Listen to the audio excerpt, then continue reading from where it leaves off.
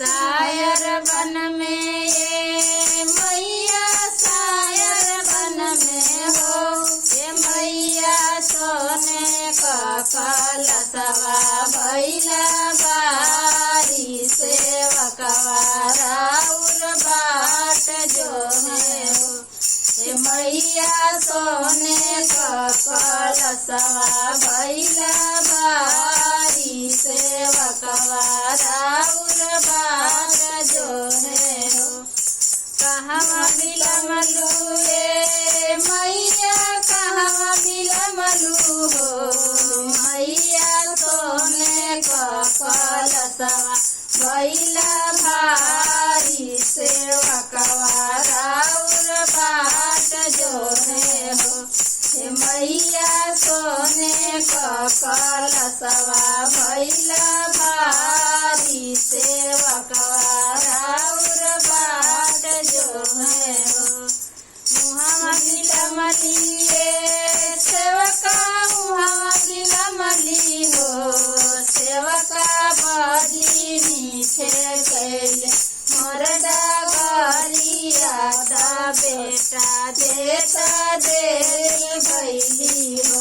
हे सेवका बड़ी मीठे कैले मोर डगरिया दा बेटा देता देरी भैले हो। शायर बन में मैया शायर बन में हो, मैया सोने का कलशवा भैला बारी सेवकवा राउर बाट जो है हो, हे मैया सोने का कलशवा भैला बारी सेवकवा राउर बाट जो है हो। कहवा बिलमलू ये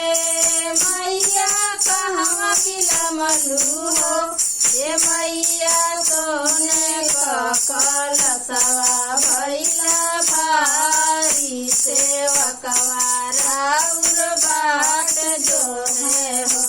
हे मैया पूजावा हे बाणा तैयार सेवकवा राउर बाट जो है हो।